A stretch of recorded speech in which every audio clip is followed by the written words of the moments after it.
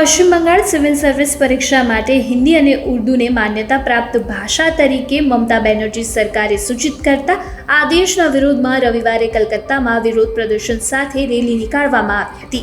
પ્રદર્શનકારીઓનું કહેવું છે, અહીં બાંગ્લા ભાષાને જ પ્રાધાન્ય મળવું જોઈએ.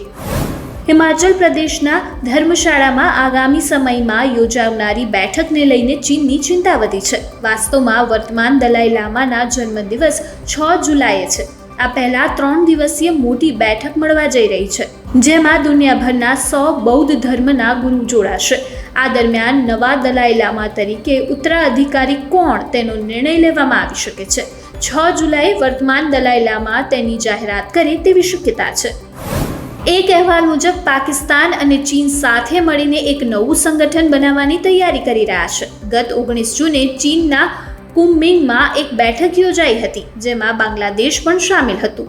જો કે સત્તાવાર રીતે તેની જાહેરાત કરાઈ નથી. 1985માં ગઠિત કરાયેલું SAARC સંગઠન હાલ સક્રિય નથી.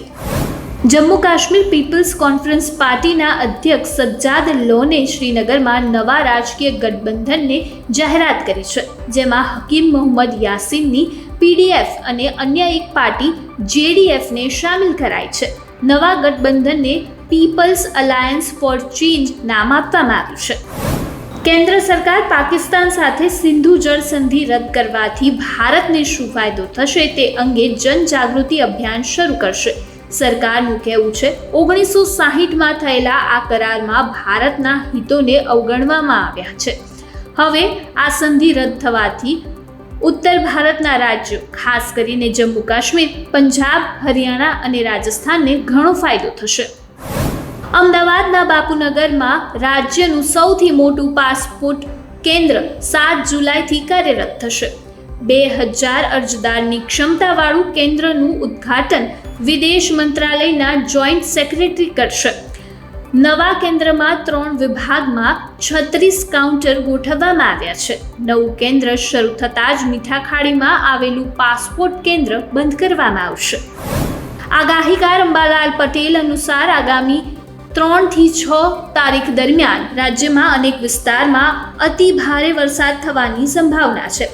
વધુમાં બંગાળની ખાડીમાં 6 જુલાઈએ વધુ એક સિસ્ટમ સક્રિય થવાની શક્યતા છે, જેના કારણે 10 જુલાઈ સુધીમાં રાજ્યના ઘણા ભાગમાં ભારેથી અતિભારે વરસાદ જોવા મળી શકે છે. રાજ્ય સરકારે ડ્યુટીને લઈને રાજ્યની સામાન્ય જનતાના હિતમાં નિર્ણય લીધો છે. હવે રહેણાંક મકાનોમાં ટ્રાન્સફર માટેની ડ્યુટીમાં જનતાને મોટો લાભ થશે. તબદીલી ટ્રાન્સફર માટે ભરવાપાત્ર ડ્યુટીને 60% સુધીની રકમ રાજ્ય સરકારે માફ કરવાનો નિર્ણય લીધો છે.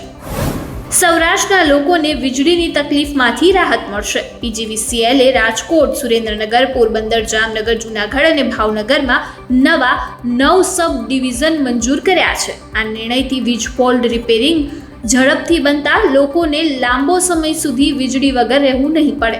9 ડિવિઝનમાં 40 કર્મચારીઓની નિમણૂક કરી દેવાઈ છે. ઓપરેશન સિંધુના ગૌરવશાળી ઇતિહાસને સદા માટે યાદ રાખી શકાય તે માટે ભુજમાં સિંદૂર વન આકાર લેવા જઈ રહ્યું છે. મુખ્યમંત્રી ભૂપેન્દ્ર પટેલે સિંદૂર વનની મુલાકાત લીધી હતી અને વૃક્ષારોપણ પણ કર્યું હતું. આ દરમિયાન તેમણે અધિકારીઓ પાસેથી તેના વિશે માહિતી મેળવી હતી.